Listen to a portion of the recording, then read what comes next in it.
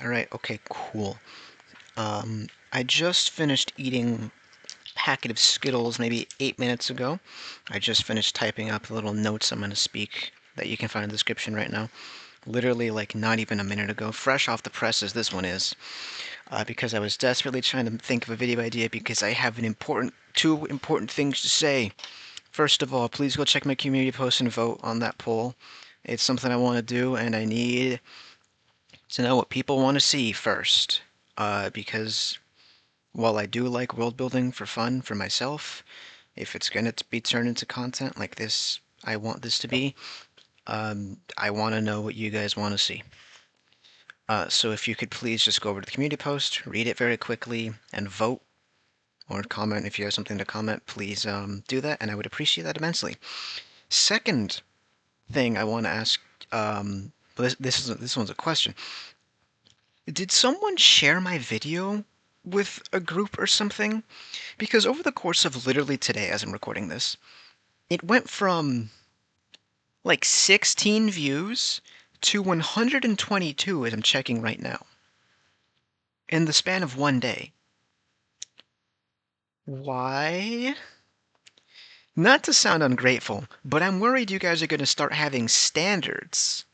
And my content is rather low quality. And I don't want you guys to start having standards because I'll feel really, really, really horrible that I'm not meeting them.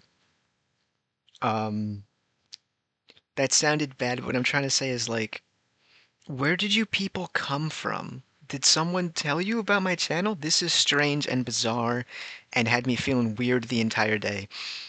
I appreciate it immensely, whoever checked out my last video. Could you tell me why? This has been eating at me.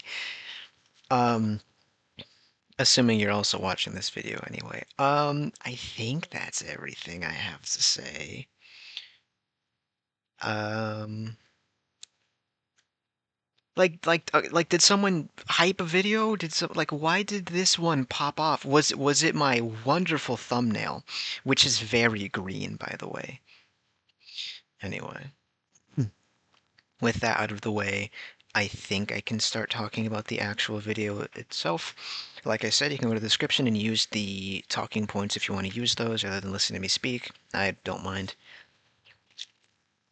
But this one's a bit vague and it's going to be a lot more rambly. Good thing I have my notes. So as you can see through the title of this video, we're going to get bureaucratic, ancient Chinese in this motherfucker. If you know the man, what's the name of the test? It's not the merit test, is it? Whatever. We're gonna get like bureaucratic with this one, because I was desperately thinking of a video idea, and then I was scrolling through old posts on like world jerking, world building, and then I saw it out of the corner of my eye, my bookmarks. So I click it, and because I'm like, okay, let me just read something real quick to soothe the nerves. Trench Crusade. Trench Crusade, Lord, I can make a video on that. Great heavens, it hit me. The combat biologist. My hands down favorite unit because it's so funny to me. The sheer concept of this. Now, I'm not going to get into that this video because this video is not a Trench Crusade video. However, the bulk of what appeals to me about the combat biologist will be found in this little video because I think it's a very interesting topic from a world building, from a plot, from a writing perspective. Urban fantasy, but it's like kind of fucked over by bureaucracy. What do I mean by this? First of all, you gotta get something very important out of the way, and that's the first 2 points right there. Are we doing dark romance, i.e. monster fucking, or are we monster hunting? Now, I'm a big fan of both of those things, sometimes even both at once. However, when you're writing a story, I'm not going to say you can't do both, because you can, believe me, you can do both if the things I've read are any indication. Public freak over here. But you got to get that in your head first of all. When you're writing your little skeleton plots, when you're doing your little drafts, when you're getting your ducks in a row, putting your notes down, whatever, what are you trying to do with your video? Are we here to fuck monsters? Or are we here to beat the shit out of every demon we see with our bare hands, blessed by Jesus? And well, frankly, what are you here to do? Because personally, mostly because I don't know how to write romance, I love the second one immensely. Words cannot express how much of a huge fan I am of just fucking ripping into a monster with like a pair of brass knuckles or even just like a knife, like a kitchen knife. Because it dared to step on your home. Yes, I am American. How could you tell? But what I'm trying to say is, even beyond like, because again, you can, oh boy, you do both. But are we here to focus on like characterization? Well, of course you can do both because it's a story, right? But are we really going to focus on the interpersonal connection between like the protagonists and potentially antagonists? You know, whatever. If it's a fucking enemies to lovers thing, or I guess bounty hunter X target romance. Oh man, what's it called when the is it bounty hunter X bounty? Something about that feels often dehumanizing, though I guess that is sometimes the point. Whatever. Is the story going to focus on the interpersonal connection? My friends are watching this. They're gonna fuck it. Um, is the story focusing on the interpersonal connection between the main characters, be it protagonists, antagonists, dates or antagonists, however the fuck you say that, dates or antagonist, secondary protagonist, whatever. However, do you know the word that's been confusing me whenever I read it lately? Yeah, that one. Or are we gonna focus on something more? I guess the way to put it would be systemic, though not necessarily. With the monster hunting story, we're going way back to the classic man versus wild or man versus nature, potentially even man versus God, depending on what you classify as a monster and what they represent. Or hell, even the usual man versus self with the representation of, oh yeah, the worst monster is the one that walks in human skin and shit like that. Because we hate shapeshifters, or at least I do. Not a fan of doppelgangers. But the real point I'm trying to make here is like, are we focusing on this one person and their goals, them specifically, how they react to the situation, and of course not to skimp on the world building for this. I mean, you're writing a story with monsters in it. I expect to know at least five by the end of the story, five kinds. So that's another thing to get out of the way really quickly. When I'm doing this video, I am under the assumption that it is not this is a werewolf story or this is a vampire story. I am assuming this is like a world that's not necessarily plagued, but definitely has a monstrous presence. Sure, it can be vampires, it can be werewolves, but I am also assuming there are just general things that go bump in the night, ghouls and other sorts of nasties. Because that's what I find intriguing.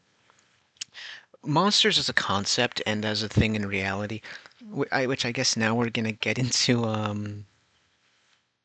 hold on, which one? Which one? Yeah, I guess this is get weird, conceptual, and abstract with it. If you don't know what I'm doing, I'm currently marking these down so I know which ones I'm covering. Monsters as a concept are kind of interesting. From their start as a folktale, as a way to warn people from, breaking cultural taboos or wandering too far and getting lost or getting hurt, to how they can be used narratively and thematically to represent aspects about either human nature, the human condition, or just, frankly, nature itself to an extent. Or, like I said, reflect the culture's ideas on what's taboo, what is accepted, breaking away from those norms and, themes and narrative significance, frankly. But I find that incredibly interesting. Not only the way I just mentioned, but even just the way a monster is described. Every now and again, you'll get this post on world building, and I do mean every now and again. You see it pop up pretty often, and it is possibly one of the most disgusting things you've ever read. It's asked genuinely, and for that, I don't wish these people any harm. But take a second and think about it. You'll see the post of like For body horror monsters, is it ableist if I use disabilities as a basis for it? Yes? What are you fucking talking about? Right? Is that not the most obvious yes that you've ever heard? That being said, which is an awful segue, body horror, especially as a way to represent someone's feelings about themselves, body dysmorphia or gender dysphoria, which thankfully I don't deal with, though I do deal with body dysmorphia as I do have an eating disorder, which is why most monsters that relate to like cannibalism as a topic is fascinating and horrifying to me because I'm, you know, not into the idea. What's up with you guys and cannibalism as an act of love thing? Surely it's an act of hate, right? Am I wrong for thinking that? Or are you wrong for thinking that? Or are we both just really fucking weird? Anyway, point being, because of my own weird personal ideas on what it means to eat and what classifies as food, I find any sort of monster with a relation to food, with a relation to, I guess you could just put it frankly as gluttony, because I also am Catholic. I find that that really fucks with me personally, which is a positive when I'm thinking about monsters. Again, when I'm doing this, I am thinking of monsters as in monster, not just like monster girls or whatever, or even vampires, which are predominantly human looking. But I truly do mean something twisted and contorted through magic, through weird biology.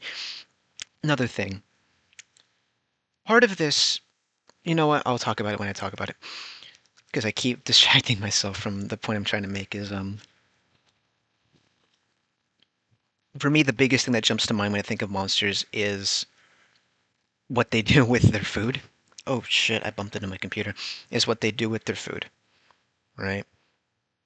Something like a spider, where they look like cocoon and liquid. I don't even know if spiders really do that. It's just I guess, like a pop culture thing, where they cocoon their prey and then liquefy it to eat it later, storing it, right? That fucks with me. Or just general, ever-present, ever-gnawing, monstrous hunger, because the greatest thing you can do in a writing sense for hunger is to describe it like a living creature, how it's always present, lurking, waiting for a chance to fucking jump on you. But get abstract, like I've been trying to say, get conceptual, get fucking abstract, get weird. You're writing monsters, dude. It is the time to get bizarre. Even if you are doing a monster fucker thing, right?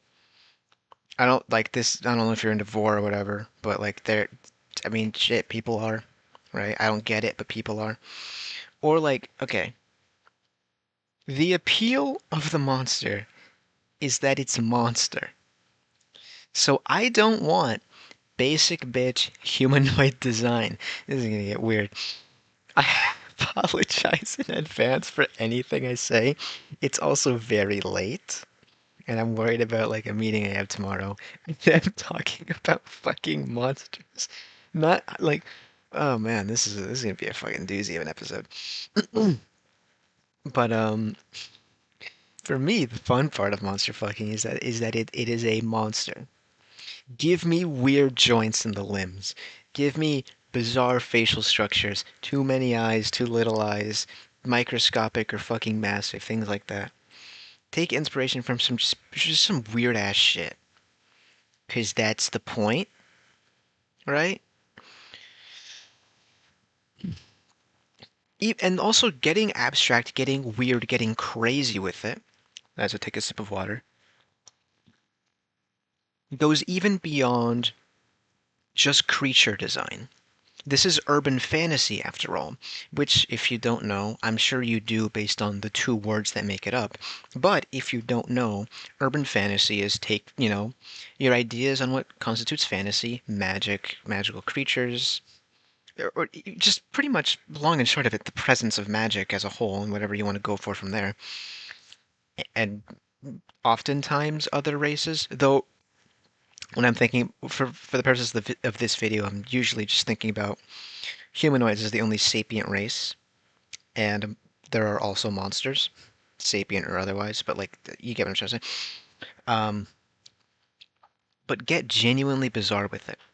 If you've seen my notes, which I recommend you follow along with, just generally speaking, you've already peeked your head behind the curtain and seen non-Euclidean geometry.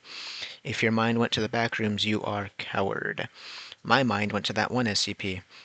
I believe it's 122. Let me double check. I know it's Series 1. It's this bizarre artifact. Let's see. Was it 122? No, no, that's not it. Dodeck. Nope. Damnation. I used to. Oh, is it you? No, it is not you.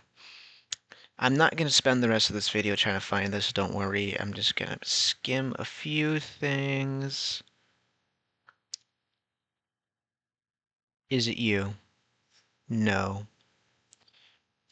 Whatever. Jamaican Joe Junkyard Jubilee. Uh, what it is, it's like this, um, it's like this fucking shape. I don't remember if it's I think it's a icosahedron. Wait, is that it? Control F, ICOS. Nope. I think that's an icosahedron anyway. What it does it increases, it keeps the outer spatial dimensions of a box, I guess, be it house or building or whatever, as long as it's in enclosed space. It keeps the outer dimensions, yet increases the internal space in an immense amount, depending on how long it stayed in there. Think of like House of Leaves, right? Uh, Even the shallow pop culture way people think of House of Leaves, like I know because I still have not bought the book, although I want to, of measure the outside of your house, measure the inside of your house, find out that the inside of your house is 1 inch bigger than the outside dimensions, and it just gets worse from there. This is your time to get bizarre with it, either obviously or subtly, or like how I like thinking of. Those huge fucking commie block buildings, the Khrushchevs. I think that's how you pronounce that. I'm not great with my Slavic pronunciations. It's those really brutalist looking white concrete copy paste prefab apartments. So this is going to sound really bizarre. When I'm really bored or I'm want my mind to wander, I think of one of those massive sprawling like that goes on forever, and I'm just going through the building constantly. Descending stairwells, opening windows, and climbing around to another window, going in. It's just like this massive repeating superstructure. Think like White Knuckle. If you've seen the level design of White Knuckle, that's actually some pretty good inspiration to draw from. Because in a world like urban fantasy where latent magic absolutely undeniably exists, and I assume it's been a chunk of time since I've seen urban fantasy, but the magic systems that stick with me in urban fantasy are usually related to human emotion because that's something that's fun to use as a writing crutch. Not crutch, but it's just the first word that came to mind. But when you have like say a magic system based on and surrounding human emotions, when you feel trapped and constricted by something as simple as an office job, why wouldn't that eventually over time manifest itself as a literal paragon of confinement, of restriction? Because part of a lot of magic items is that over time, or through ritual, whichever one, these benign items, objects, buildings, places, what have you, become so saturated with magic that they take on a life of their own. Why couldn't people do that accidentally? Why couldn't they do that to important buildings? The Washington Monument could potentially be seen from any location in America because as it is so vaunted, right? Something like that. Why not? Maybe don't use the Twin Tower. Because I was about to say, oh, what's another like American cultural landmark? And I immediately thought of fucking 9/11. Maybe don't. No, because fuck, you opened the door for it. You know what? We can just never address that. That's perfectly fine. But it's fantasy, right? Get weird with it. I truly do believe you have the capacity to get bizarre with it. Now, here's another important thing, because a lot of this was going to revolve around world building, because I mean, shit, hey, that's sometimes just how these videos go. When did the deviation happen?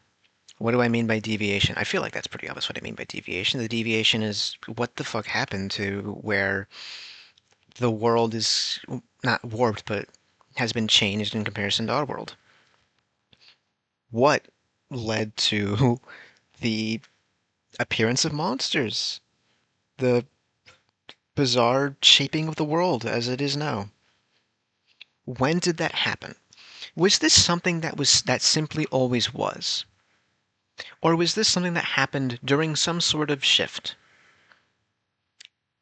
Maybe we finally just reach critical mass with however many billions of humans there are in the world, which eventually literally manifested our deepest fears and what scares us into being.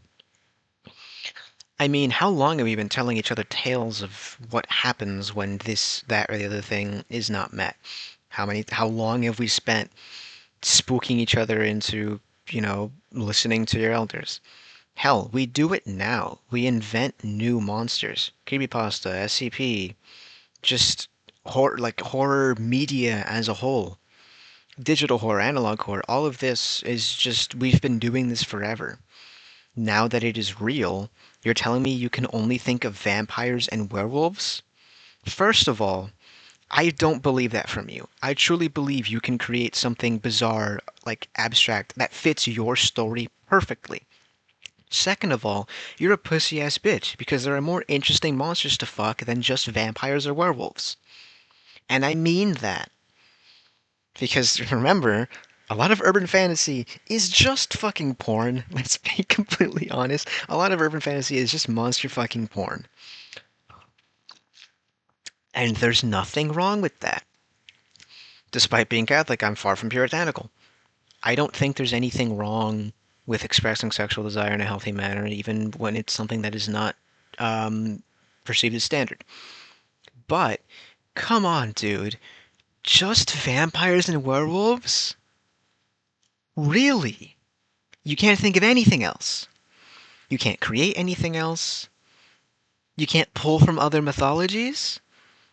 You wouldn't fuck a sphinx? Getting your sphinx wife so good she forgets the answer to the riddles or something. I don't know. Bam! But someone tweet that. Someone tweet. You can take the tweet. You can take that. You go ahead and tweet that. I don't give a shit. I'm having too much fun. But back to the point. When did this split happen? That is another important thing to get for your world building. You may be thinking, cheese on a square stick one, that's nice and all, but half this video doesn't matter to me. I want to write porn. I don't need to care when the deviation happened. Wrong. How is your reader supposed to get invested in the fucking if they can't get invested in the background lore?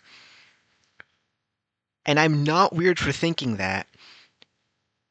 I think because that pisses me off when the background lore isn't consistent or doesn't make sense. Because surely that's what matters in these stories, right? Yeah, the fucking political intrigue. Ugh, whatever. But, getting all of these things in order does make it so that you can flesh out your characters a lot better, regardless of what kind of story you're telling. And that's the most important thing you can do for your reader, is establishing these characters as, although they aren't, as people, right? No matter how far we get away from it, at the end of the day, these are just words on a page, on a store, on a screen, what have you. But they're presumably for an audience. Engage your audience. Keep them engaged by making the place they're in feel real, even if you're creating it. Especially because you're creating it. This is your creation. Make it how you want it to be.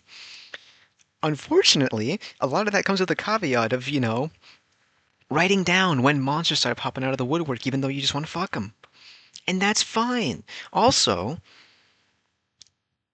if it stops at monster fucking, you're a coward.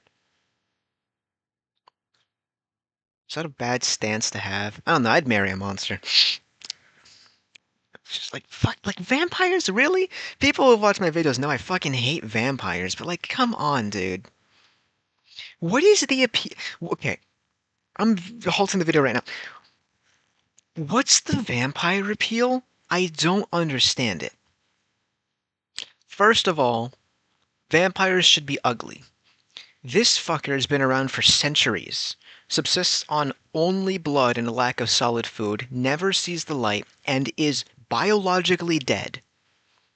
Skin should start being decayed, like hair should be wispy and falling out, teeth should be fucking rotten, shit like that. Which is, not necessarily a bad thing, depending on your stance. I will admit to at least wanting my partner to be attractive, but I am staunchly anti-hot vampire propaganda, which which has gotten me into arguments with my aunts about fucking what was it about Buffy the Vampire Slayer. That was a fun like 2 hours. But like, what is the appeal for vampires? I fundamentally cannot see it. First of all, I'm not big on the thrall angle, which might just be a me thing, but I'm not big on the thrall angle. I hate needles, so write that down. And again, it's just like,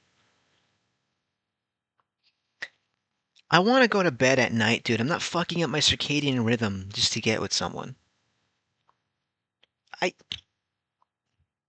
Maybe I'm just thinking about the logistics too much, but like, I don't see the appeal for a vampire. I could do a werewolf, that's fine. Uh, anyway, sorry to sorry to say any of that, because that was definitely not what you're here. When did the deviation happen? This is another important thing to get right for if you're doing the monster hunting angle instead, because I refuse to believe we would just lock our doors, shut our ears, and close our eyes when the sirens call. There is no way in hell there would not be like another three-letter agency devoted to either monster containment or monster hunting, quite frankly, that wouldn't be shortchanged all the time and have completely limp-wristed and ineffectual leadership. Because, baby, we're still in this bureaucracy angle. But another important thing for that is like, hey, people are going to be like, okay, is this just the thing they've been doing forever? Or is this a thing they had to do recently? Get that right, think of which one fits your story, and then stick with it. Maybe thinking, cheese underscore stick one, you hypocrite. You complete fucking liar. I've seen your backlog of videos. I can tell you're a very clear-cut, obvious SCP fan. There is nothing about SCP that strictly has them with one defined deviation point. Why does it matter so much if this does not or doesn't? Thank you, straw man, for saying that. What the fuck? Huh. Thank you, straw man, for saying that. Because I have this to say. Fuck, I forgot what I was gonna say. God damn. What was I gonna say? Oh no. I look like a dumbass. What was I gonna say? I don't know. It was something about like how each single story already has their own ideas set out before they even write it, consciously or not. And so, if you are undertaking a story written entirely by yourself and not something done collaboratively by many people showing off their own ways of thinking and writing and how they go about doing things, because you don't have that safety net, putting these down because you are subconsciously aware of it in the back of your head, putting it down concrete for you to follow it, while it sounds more restrictive, instead gives you a lot more freedom, as now you're not constantly going to have to be fucking scrambling during the editing phase going, why did I write that? That doesn't fit along with what I said before. Oh god, this is just completely anachronistic based on what I've put down now. Because, like I said, keeping your audience engaged is key. And the biggest thing they get wrong is dates. Because I know I, personally, when I read stories, go and check and be like, okay, does this date match up with what was said before? because with when things happened and why they formed as a response to something or something else carries implicature in it, both in reality and in your story now. So getting this down right is really important and really beneficial for the story you're going to want to tell. No? I think so. So, like is vital. When I say these next few lines, I want you to imagine me grabbing you by the shoulders or like the lapel of your coat or whatever and pulling you close and just like saying this straight to your face. God, please just world build. I am begging you to consider the ramifications of even one thing. Please, God, just world build for once in your life. This is urban fantasy. If I wanted to read about, like, I was gonna make a joke about New York City and how there's already monsters to fuck there, but I didn't know where I was going with it, so I'm just cutting myself off beforehand. Look, dude, the draw of urban fantasy is seeing our modern world with a unique spin, a unique lens that captures either the charm or makes you think elements of fantasy. Why can't you focus on that a little bit more for me, right? Because when I read anything akin to urban fantasy, I am endlessly fascinated by what the fuck this means for like anything. How do people who sell security systems capitalize on the idea of a doppelganger in the middle of the night? Would RFID chipping your family be normal? I hope not. That's fucked up. But hey, the stopping angle for you to take, right? Like, how does this affect something as simple as gun manufacturing, right? Because, first of all, I fucking hate fairies with a passion. I loathe the idea of fae and their tricks. You can watch a different video I have, right? Fantasy Races Part 2, that's the one, where I talk about this in greater length. The long and short of it is, I loathe the idea that they can be both animal and person when it suits them. Anything they do is immediately hand-waved away by the world and usually the author themselves, with the simple idea of they're natural and this is just something they do, and sucks for you that you got tricked by something you could have possibly not predicted by either social conventions or just plain ignorance, or just not knowing, right? I loathe the idea that they can get away with this because they are, quote, natural, as if protecting someone else isn't also natural, herd mentality and trampling the death of a predator. I loathe fairies because so often in a lot of stories they get away with what they're doing. Just plain and simple, straight up. How would fairies being a real, concrete, genuine thing in the modern day, doing the shit they do, affect the average person's willingness to carry a gun? Because a gun would work on fairies.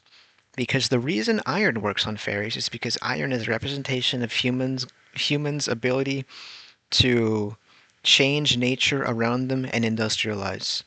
There's no way in hell a gun does not hold that same power. I will shoot any fairy who tries to take the soul of my little baby sister because she sneezed 3 times. You are dying for that. And I'm not wrong for doing that. Anyway, where was I? Right. Consider implications. Because a lot of things would be changed. Again, I'm operating on the assumption that monsters are monstrous. However, if you're operating on the assumption that they're simply fantasy races, well, this is your time to get, like, what's the word I'm looking for? Because I don't want to like say like a patronizing word, because I don't mean it in a patronizing way. This is your time to get, I'll just start with happy. This is your time to think about the fashion designs for like a harpy. Because they have weird little gross bird talons. How would they wear shoes? How would that look? Because there ain't no way in hell they wouldn't want to wear shoes. Just the comfort it puts on for your legs. What would piercings look like for a harpy? Right? What would body mods look like? What would tattoos look like? How would their buildings be structured? Would there be a lot more catwalks, right? Where they can go up there to reduce congestion, something to that effect. How do we accommodate for species with a much larger frame than the average human? How do we accommodate for quadrupedal, bipedal, hexapodal, and arachnid modes of walking? How do we accommodate for, like just frankly, any sort of body plan, different diets, different needs, and what have you? What's policy? Because again, how can I get invested in your porn if I don't know the backstory? And I mean that because I'm weird. But come on, you know what I'm on about. Right, I think maybe. I don't know. Hold on, let me take a sip of water again. Not bad. Okay. How would cultures shift, right? If now back to my whole like monster thing because I generally speaking find that more interesting than just your standard fantasy races. A lot of that comes down to author execution, but that's neither here nor there because I have 2 videos on the topic already. I have 3 videos on the topic already. I might even have 4. I don't remember. But how would cultures change, right? Would people have been a lot more nomadic in the beginning, which you can reference every now and again? Especially if you're going like monster hunting angle, like just like a cute little callback to some part of our history, such as America's weird infatuation with making aircraft named after Native American tribes. What's up with that? Is there an actual reason for that? I don't give much of a shit about American military, like much at all. In fact, you could argue I'm pretty like willing to defund them, but what's up with that? Anyway, that's just neat little things you can sprinkle in for world building and then talk about if you'd like, if you have time for it in your stories. Don't be afraid to leave things on the cutting room floor. Blah. Don't be afraid to stretch out scenes a little bit longer so that we can sit with our characters and have them actually grow and interact with one another. The worst thing you can do with your characters and have them is make them feel like they're disconnected from one another. Cough, cough. Stranger Things. I have a video on that too, by the way. Because that's urban fantasy, isn't it? Isn't it? Yeah, I mean, yeah, right? We've got the Chosen One narrative with Eleven and with Henry, right? We've got, the monster hunting with the Demogorgon or the general big bad of the episode. We've got the evil empire being the U.S. government until it becomes the Russian government, as Stranger Things got way more popular and likely received funding. Isn't that fun? Just saying. Seasons 1 and 2, peak. Season 3 was fine. 4 and 5 were shit. But not the time to complain, though to complain I love doing. I don't know what else I'm gonna say. Like, I know I could say more, but I don't know what the fuck else I would say, so I'm just gonna not. Stop doing that. Fuck me, Dad. Okay, whatever. I guess the X is there now, thank you. I am moving on to the point that probably looks weird without context. That is, get bizarre, get strange, get not normal, but don't get racist. Now, remember earlier when I said you see this post every so often on world building where someone's like, oh, can I base my body horror off of disabilities that people have?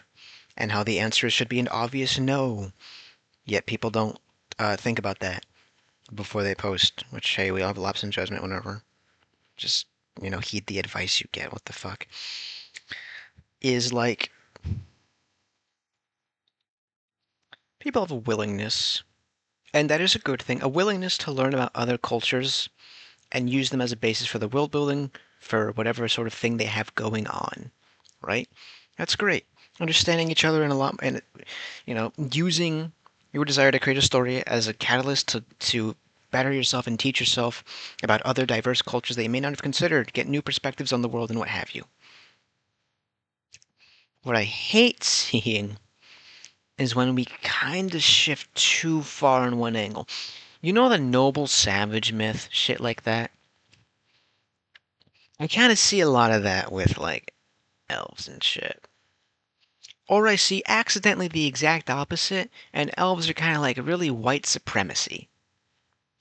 I hope I'm no, I hope I'm the only one that thinks that. Because if I'm the only one that thinks that, then I'm likely wrong, which is a good thing in this case.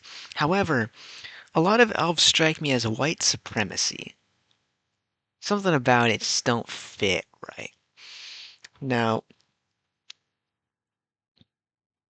I understand that from a foreigner looking at a culture and wanting to take inspiration, it can be difficult to understand what is and what isn't acceptable, given that you have no previous or in-depth knowledge on the goings-ons of a different culture and especially part of their history.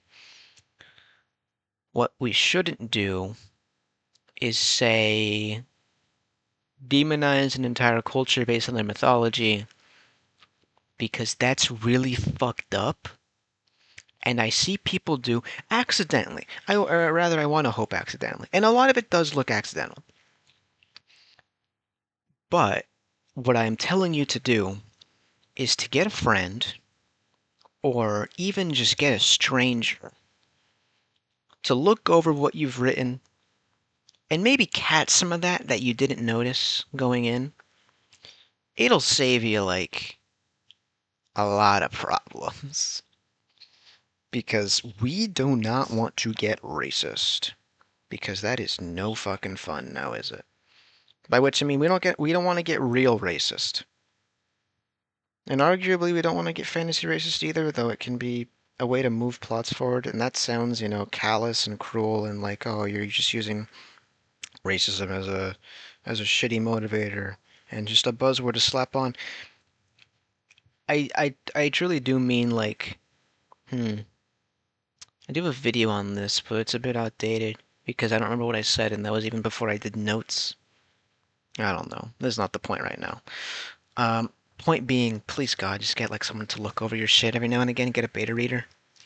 Make sure you're not veering too far if you're taking, historical or cultural inspiration from something you don't have much experience in. It can get bad. I've seen it get bad. Thankfully, people are willing to be like, okay, that's bad. I should stop doing that. But just be willing to change the shit if someone's like, hey, this is bad. Anyway, back to monster fucking. Actually, no. I want to talk about non-Euclidean geometry. God, I love non-Euclidean geometry.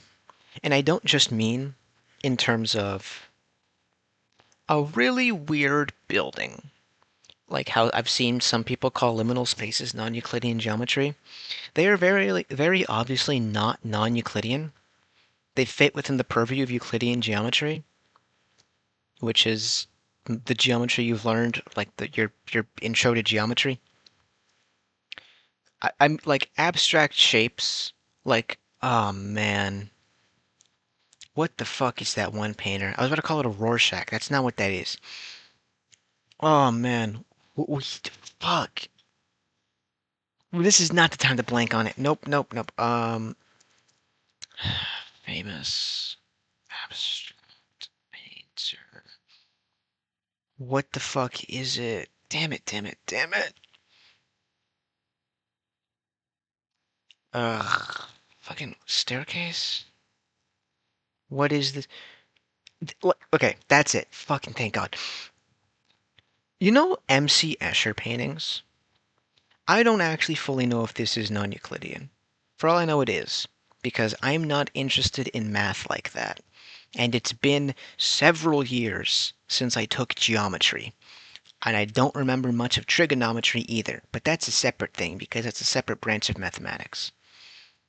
But, ugh, Christ, I'm cracking my bones. This feels great.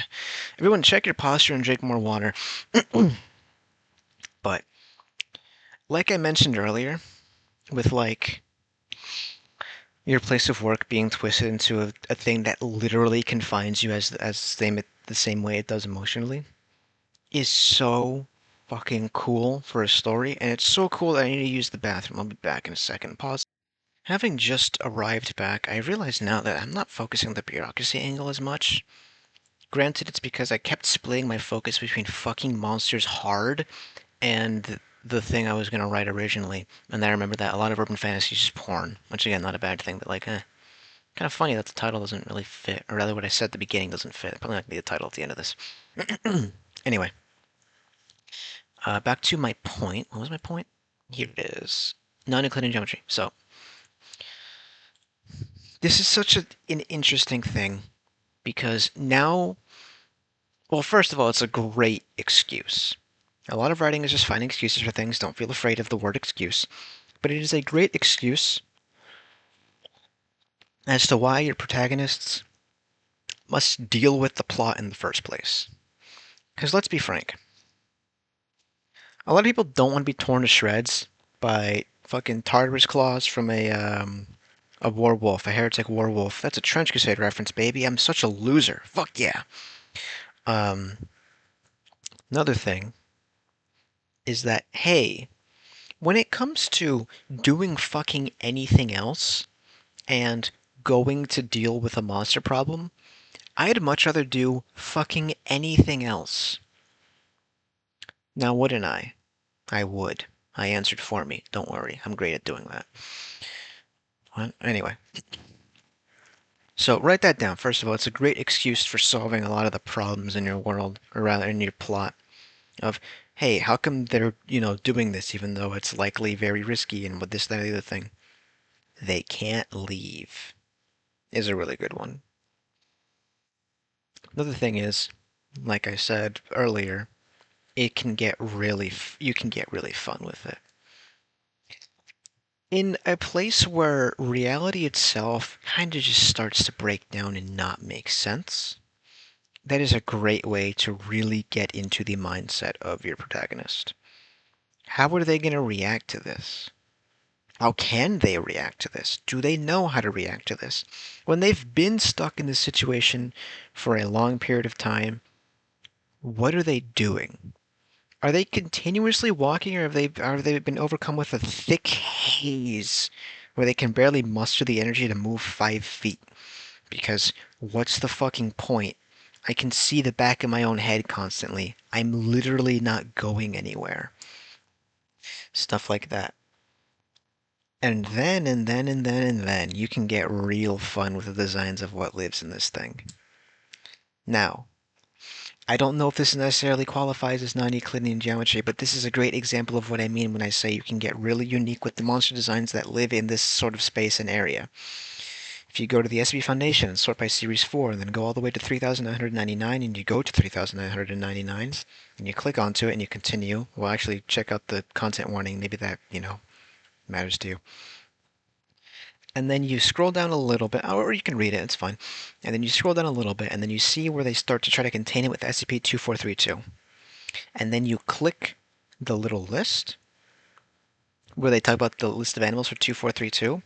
Whenever I think to myself, how can I get fucking weird with creature design? I genuinely mean this. I go to 3,999 and I read this list, because this list is really fucking, interesting to me. A lot of the time when I'm thinking about, how can I do something I want to do for a story, I will actually genuinely do my best to try to find an SCP that kind of aligns with that using the tag system. I do find it to be... what the fuck? Sorry, hair flew in my mouth. But the point I'm saying right here... Let me take a sip of water first.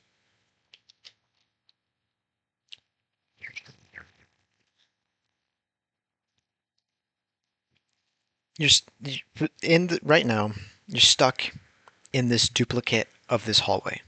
Perpetually. It's presumably a ring. There are living creatures that exist here already. How do they take advantage of a fucking hotel to form a mini ecosystem? Because that's right, baby. Boom, secret ecosystem talk. Don't I love this? You'd think I was moonlighting as an eco-terrorist or something. But no, I genuinely mean this. This is very frankly, ridiculously in depth for something that, spoiler, doesn't end up being effective and is also free online. I love that. Oh, there was a recent 9,000 entry. Oh, what was your name? What was your name?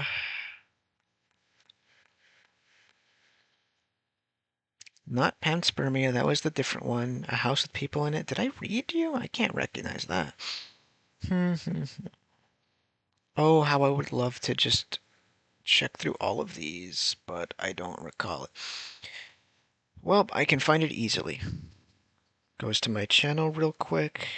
Scrolls to the first SCP reading. What were you called?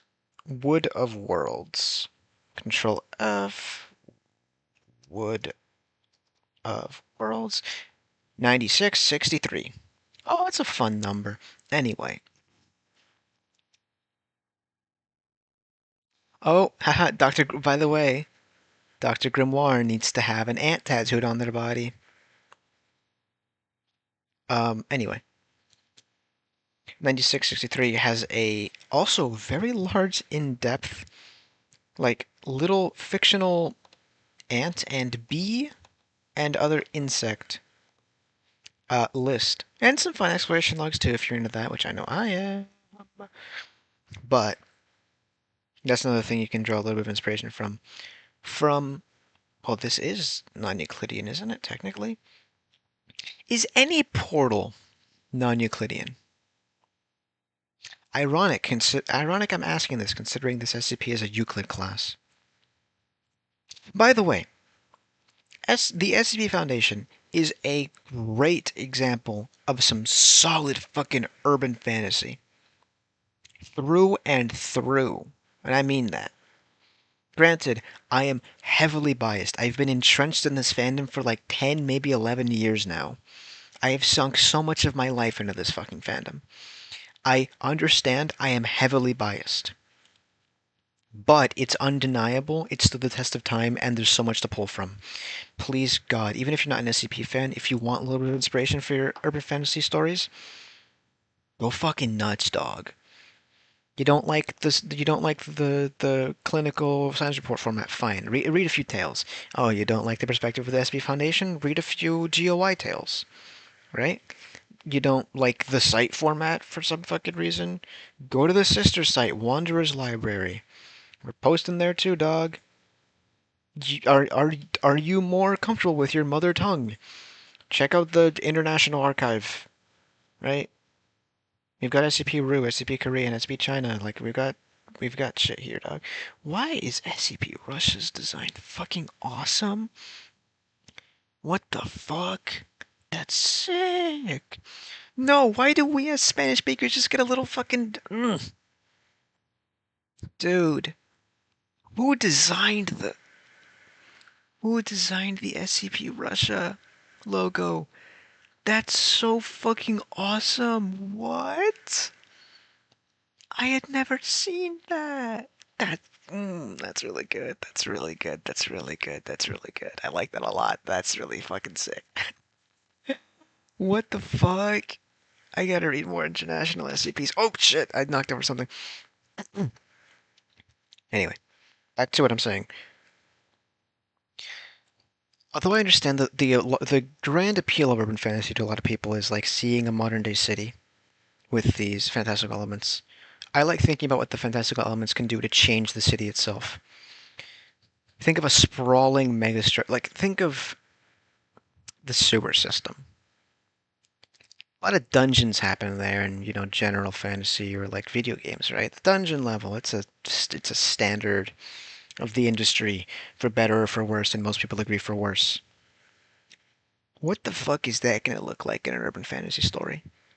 Both what resides in there, how they're designed, and how that can get manipulated by magic. Let's get bizarre. Also, by the way, this entire time I've been assuming this is low fantasy in terms of like magical ability, but yeah. Anyway, just do your best to get genuinely otherworldly with your locations, because I think that can make for really fun plots. Again, even if this is just monster fucking. What is the vampire appeal? I don't get it. Anyway, if you were here specifically just for that aspect of urban fantasy, then I bid you a great rest of your day because the rest of this video is going to be about killing monsters. Because God, sometimes you just need to like absolutely mutilate a fairy for daring to try to steal your little sister's soul. Why? That's not natural. Slavery is not natural. Which is what that is, which is what fairies do. Loathe as writers are. Fuck! I dropped my bottle of water. Loathe as writers are to admit it. Hope I didn't wake anyone up. Anyway. Now, let's get into talking about this. So, again, this is going to be about killing the fuck out of monsters. Because I still do find the classic monster hunt story, even in an urban fantasy setting, to be quite interesting and fun. First of all, let's do this. Studying something kind of takes the fun out of it, doesn't it? Yes. Fuck it, let's do it. It does, though not entirely. Treating these monsters as an in-universe thing to be cataloged and understood, and yet tell them it has to be a fan, can sometimes suck out the fantasy, can suck out the mystery, the intrigue about what makes this creature tick. Other times, it's so undeniably fun. F-U-N. Friends do stuff together. U is for you and me, and is for anywhere and anytime at all down here in the great big sea, or whatever. Anyway, I truly do believe something like a combat biologist can really spice up any single story that he's dropped in. What do I mean by that? This is sci-fi, frankly. I do like sci-fi. I don't like space opera. There is a distinct difference. But I like sci-fi like this. Again, long time SCP fan. But when we take the science angle for something like this, or even making it in-universe mundane, even if the events that take place aren't, for us, rather, that brings a grand new perspective on how the world functions as a whole. This is just your standard, alright, whatever kind of monster this is, bag it and tag it, send it up to the fucking R&D labs for whatever purposes. Again, likely government funded. And I don't mean in the way of like, oh, government black ops sites, they're gonna use them they're gonna militarize these things. Because I don't think that's fun, and also we have drones now. We kind of don't need anything else. There's just no practical military purpose for a monster. I don't see that angle, and if that's where your mind went, I mean, sure, dog, but I don't get it. Anyway, I think it's really fun when it's treated as just another branch of science, right? Cryptozoology, but like as a concrete empirical science. And I do like cryptids, but like as a concrete empirical science, like you wouldn't want to know what the fuck is up with the Fresno Nightcrawler, right? Dude, I want to know what's up with the Fresno Nightcrawler. I love that stupid little pair of pants. Oh, they're so adorable. But I think you can do a lot with, how are we going to understand something about this creature, or, take advantage of this creature, either for mundane applications or through magical means. Chop up that monster, give me its parts, and I'll see what spells I can squeeze out of the fucker. Because that's fun. And also you can go like the horrible, horrifying sort of mad science route, where it's more akin to torture than real science. Because remember, kids, the government isn't your friend, ever, even one time. That's just how it goes. Anyway, sure, you're losing the fantasy mystique angle if you're doing it right. If you're doing this as a plot point and the end result is, they use magic to breathe and they use magic to harden their skin. I don't think that's fun. At that point, why are you putting that in the story? If all you're doing is shrugging your shoulders and going, I guess it was magic the whole time, why even do this? Because that's just like going against the point? I don't know. But seeing this is just so vital. This is make or break moment for your world building. Because if your audience is like, this just doesn't make sense, this is not logical, you got to change something, and you got to change something fast, right? I'm losing steam. Damn it, I wanted to talk more about stuff. I guess I'll just finish up with departmental conflicts because that's such a funny thing. The guys performing research and the guys killing and conchaining and what have you monsters are completely separate entities. Whether or not they come under the same umbrella of oh, whether or not they go under the same umbrella of like governmental oversight body is beyond the scope of this video. It's up to you and your plots. But I do find it endlessly fascinating when, like I said already, there's departmental conflicts. There are differences in the ideas of operation, and there's differences in funding. Oh, favorite child. I can say this as simply as GOC versus SCP, and even offsite fans can get that because of the fundamental misunderstanding of what the GOC does, but that's a fucking separate topic. That's what I'm very upset about. The GOC don't kill everything on site, dude. That's so lame. But what is important right now is that's a really good thing to put in your story. It can recontextualize your main character's actions. It can recontextualize potentially an antagonist's actions, or even just like a side character's actions. Why they're being told to do what they're being told to do, and a whole host of other things. This can literally be the crux of a fucking plot if you follow the thread to its narrative through line, right? Departmental conflicts. What could that mean? Frankly, anything. Right? Who has jurisdiction over this location? Who has jurisdiction over this building? It can even go beyond just who's grabbing and who's looking at stuff. It can even go group to group to group within the same state, within the same city, whatever the fuck you want, dog. This is urban fantasy. Part of that is the fact that you kind of got to accept a lot of this is kind of inspired from noir and like like crime drama. Kind of? Am I wrong for saying that? Am I crazy? I don't know. Before I go, because I'm wrapping up this video because I'm very tired and very sore and I want to edit this video very quickly, I want you to really focus on a few different things. Make a little skeleton plot outline. It'll save your ass in the future. I've been doing that for a lot of my stories now. I have been writing down where I want the plot to go in 5, 10, 20 chapters, and it has been very great for keeping me on track, on pace, on time with what I want to write.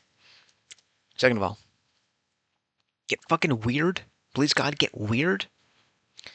Stop being lame when it comes to fucking just vampires and werewolves. And finally, put more world building in these stories. There's so much, I feel like there's so much untapped potential that people are just not utilizing properly. I think that's everything I have to say. Don't forget to check out that community post I made and vote on that poll. Thank you in advance, and I'll see you next video, I hope.